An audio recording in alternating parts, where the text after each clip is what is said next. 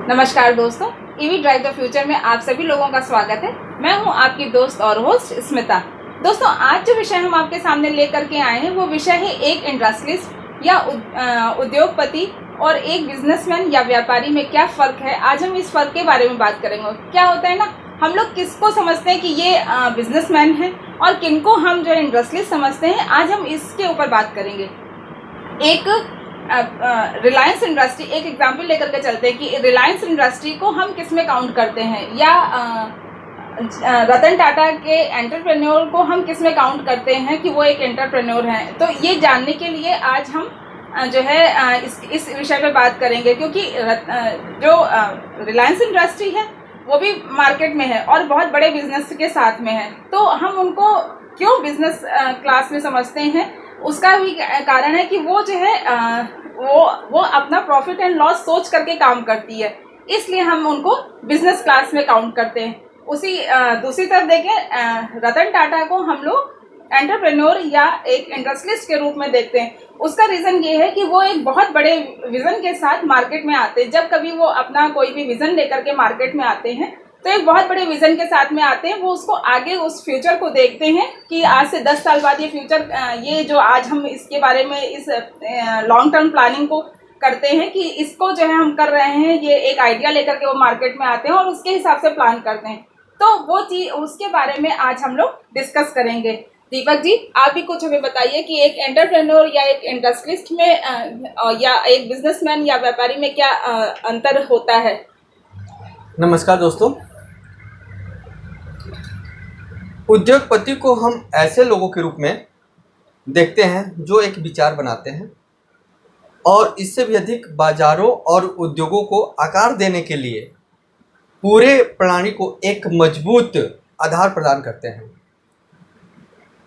उद्योगपति सिर्फ मुनाफा कमाने के लिए नहीं सोचता, बल्कि अपने उद्देश्यों को बड़ा लक्ष्य बनाकर दूरदृष्टि के साथ कुछ सामाजिक दृष्टिकोण बनाते हुए लोगों को मजबूती प्रदान करता है, उच्चतम मजदूरी प्रदान करता है। एक उद्योगपति होने के नाते एक उद्योगपति होने के लिए पूरी तरह से एक नया उद्योग बनाना होता है या एक बड़ी पहुंच के साथ किसी उद्योग के प्रमुख का संचालन करना होता है। उद्योगपति किसी भी उत्पाद के लिए जोखिम उठा सकता है। यदि उद्योगपति किसी भी उत्पाद में विफल होता है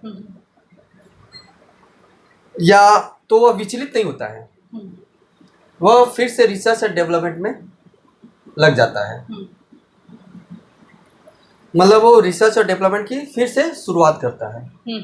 वो किसी भी प्लान को अगर लेकर के, आइडिया को लेकर के मार्केट में आता है तो उसके रिस्क को लेकर के वो ऑलरेडी प्रिपेयर रहता है इस चीज के लिए कि उसको जो है इसमें रिस्क भी हो सकता है, रिस्क का मार्जिन ज्यादा लेकर के चलता है कि इसमें। ये इंडस्ट्रीज की खासियत है। जी जी जी जी। और वो लोग पैसे की परवाह नहीं करते। लोग कि हम सोचे कि ये अगर विफल हो गया तो हम डूब गए या वैसे, वो उसकी चिंता नहीं करता, उसकी परवाह नहीं करता। बल्कि अपनी दृष्टि और जुनून के साथ वो लगातार उस पे रिसर्च करता रहता है और उसी तरह वो दुनिया को बदलने में अपने इस जुनून में वो इतना ज्यादा लगा रहता है ना कि वो उससे दुनिया को बदलने की कोशिश ही करता है, कोशिश में लगा रहता है कि हम समाज में कुछ अच्छी चीज लेकर के आए। वह पहले से मौजूद समस्याओं को सॉल्व करने की कोशिश करता है कि जो प्रेजेंट में जो समस्याएं चल रही हैं उनका फ्यूचर में क्या परिणाम होगा, उसके लिए वो चलता है। ये नहीं कि आज के लिए आज ही विकल्प खोज जाए और कल के लिए नहीं। वो आज का जो विषय है वो लॉन्ग टाइम के लिए उनके लिए होता है। हाँ, नहीं, इसका एक एग्जाम्पल भी बहुत अच्छा अभी आया है कि वो महिंद्रा महिंद्रा कंपनी के कोई डायरेक्टर थे, जिन्होंने जो है क्या नाम से किसी पार्किंग को देखा था कि वो गाड़ी बहुत अच्छे से पार्क करने का तरीका उन्होंने छोटे कम स्पेस में महिंद्रा के मैनेजिंग डायरेक्टर आनंद महिंद्रा ने ये इस चीज को देखा था। 2 जगह उन्होंने पार्किंग का देखा था, जिसमें से एक पंजाब का था और एक किसी दूसरी जगह, तो उस जगह नहीं है कि उसने ऐसा सिस्टम डेवलप किया था कम जगह में कैसे गाड़ी को पार्क करे, क्योंकि उसके पास गाड़ी बहुत बड़ी थी, तो वो कम जगह में उसने अपनी जगह का कैसे यूटिलाइजेशन किया था, इस चीज को उन्होंने देखा था, इतनी बारीकी से देखा कि उनको ये देख करके अच्छा लगा कि हाँ, इस समय हमारे आगे आने वाले में ये बहुत पार्किंग एक बहुत बड़ी समस्या होने वाली है, तो इस समस्या का समाधान कैसे होएगा। आज से अगर 10 साल के आगे की सोचें तो आज जितना जिस स्टेज पे आज व्हीकल्स मार्केट में हैं या सब लोगों ने ले रखा है, जितनी उसके ऊपर बहुत पॉलिसी बहुत ज़्यादा डाउन हो गई है, तो जो है उसको लेकर के लोगों ने अपने अपने व्हीकल्स मार्केट में से ले तो लिए हैं, लेकिन अब उनके लिए सबसे बड़ी प्रॉब्लम इस चीज़ की हो रही है कि वो पार्किंग कैसे करेंगे। तो पार्किंग का जो उन्होंने देखा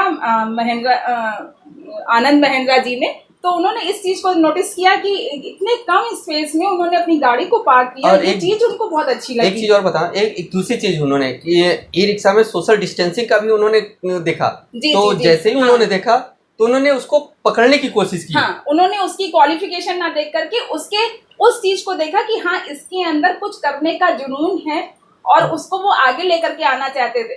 आगे उनके पास उनको आइडियाज चाहिए। आप उनके पास आइडियाज एक से एक अच्छे आएंगे तो वो आगे उस पर काम करेंगे। तो ऐसे ही आइडियाज की उम्मीद हम, जैसे अगर कोई मार्केट में आइडिया नया आता है तो वो जो नया आइडिया आता है ना, वो कहीं ना कहीं अपने ही आसपास से ही आता है कि हम क्या चीज़ ऐसे अच्छा करें कि हम एक अच्छे एंटरप्रेन्योर बने। या यहाँ पे हम एक चीज़ बताएं, मतलब वही एक उद्योगपति को की प्रमुख खोज दुनिया के लिए एक आविष्कारक। अब ये दो चीजें उनको मिली। तो उन्होंने क्या किया कि उनको एक दिशा मिल गई। और उन्होंने इसे एक कार्य करना और एक पथ ब्रेकिंग या गेम चेंजिंग बिजनेस मॉडल को विकसित करने का उनको एक आइडिया मिल गया।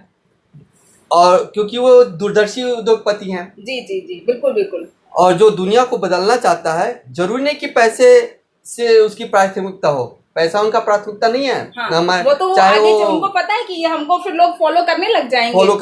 लग जाएंगे। वही मेन उद्देश्य टाटा जी का भी है। जी सही कह रहे हैं आप, ठीक है, कह रहे हैं। हाँ। जो अभी तक हमने अगर हम उद्योगपति को लेकर चले तो ऐसे लोग हैं जो आज भी एंटरप्रेन्योर के रूप में वो पैसे को नहीं, उद्यमी काम कर रहे हैं। तो ये चीज होता है।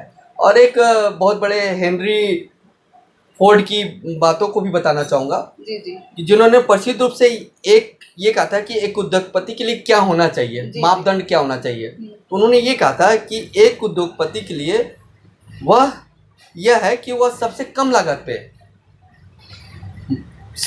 माल की जो सर्वोत्तम गुणवत्ता है वो हर नागरिक को पहुंचे, जिससे उससे उत्तम मजदूरी मिल सके संभव हो सके।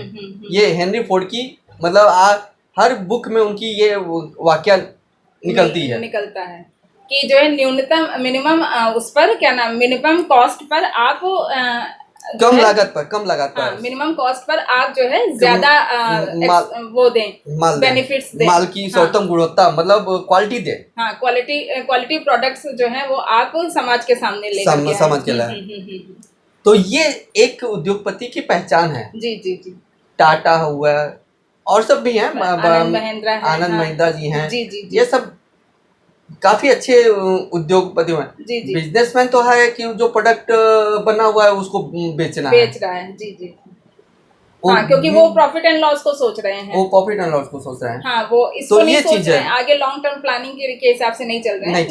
हाँ। तो ये चीज होता है। और व्यवसायी अक्सर पहले मौजूदा जो प्रणाली है उसको लेकर चलता है। जी, जो सिस्टम में चल रहा है उसको लेकर के जिस तरफ सारे जा रहे हैं हम भी उसी लाइन में जाएंगे। एक भेड़ चाल की तरह से काम करता है कि अगर सब इसी छेड़ में जा रहे हैं, वो अपने व्यवसाय को स्थापित करने के लिए, मुनाफा कमाने के लिए नुकसान का जोखिम नहीं उठाना पसंद करते हैं।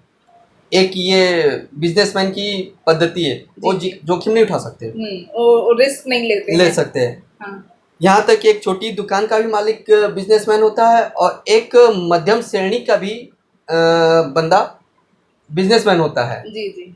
ठीक है। और व्यापारी क्या करता है कि व्यापार करने से पहले जो मौजूद बाजार में मापदंड है उससे चिपके रहता है, वो उसको सारा बदल अपने ऊपर कमांड ही रखता है कि ये भी हम करेंगे, ये भी हम करेंगे। हाँ, उसका कोई भी चीज को अलग नहीं करता है। हाँ, बिजनेसमैन होता है एक दो तीन चार बंदे को लेकर काम शुरू कर लेता है। जी जी। उद्योगपति होता है एक सिस्टम बनाता है कि हमारे कल्चर में कौन कौन आएगा, एक हायरार्की तैयार करता है कि ये परचेज डिपार्टमेंट होगा, ये परचेज देखेगा, ये सेल डिपार्टमेंट होगा, सेल देखेगा, लेकिन ये उसमें मार्केटिंग डिपार्टमेंट उसमें होगा। दखलंदाजी नहीं होती हाँ। उद्योगपति की। लेकिन जी, एक जी। बिजनेसमैन में अगर हमने कुछ कमिटमेंट कर दिया तो वो बिजनेसमैन नहीं सहन कर पाता है कि हमने क्या बोल दिया। वो तुरंत प्रॉफिट एंड लॉस की बात करने लग जाता है कि हम अगर हम ये करेंगे तो नुकसान हो जाएगा। और एक व्यवसायी के पास ग्राउंड विजन या विचार नहीं होता है कि वो ग्राउंड लेवल पे क्या करना चाहता है। वो अब सिर्फ व्यापार करना चाहता है और पैसा कम से कम जोखिम में हो वो लगा के काम करना चाहता है। जी जी। ये है एक मतलब बिजनेसमैन मतलब व्यापारी जिसको कहते हैं। ठीक है।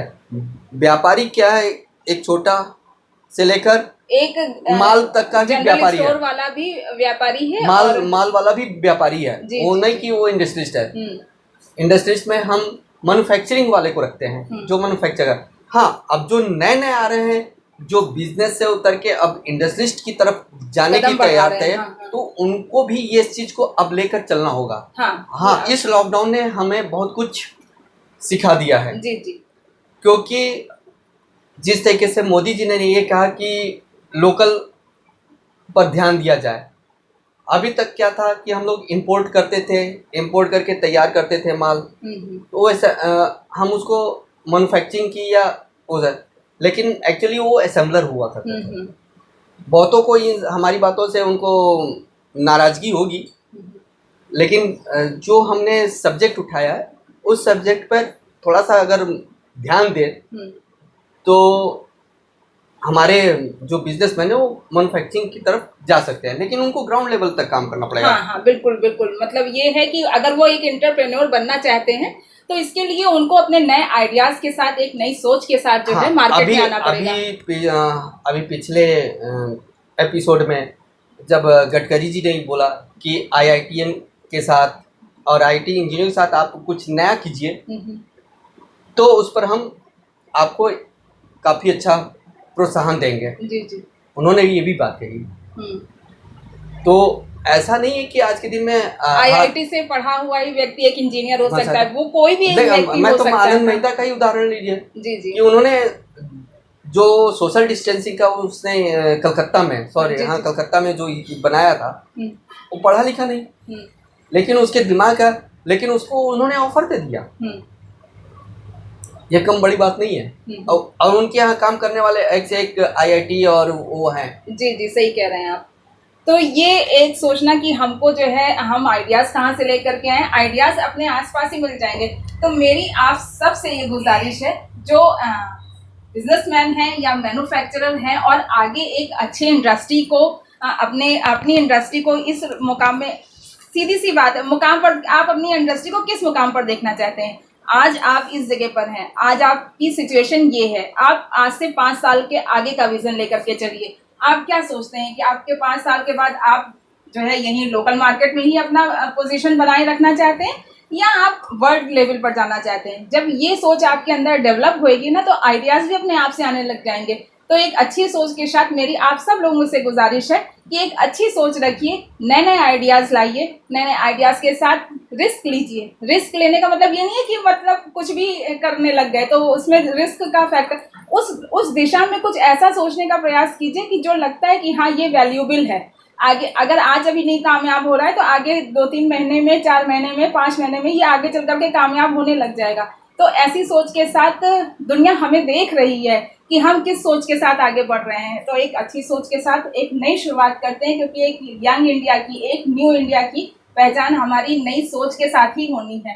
आप सभी लोगों ने हमको सुना। अगर आप लोगों को कोई डाउट होता है इस पर या आपको कोई और क्वेरीज आते हैं तो आप हमसे बात कीजिए और अपने कमेंट्स हमें ज़रूर बताइए।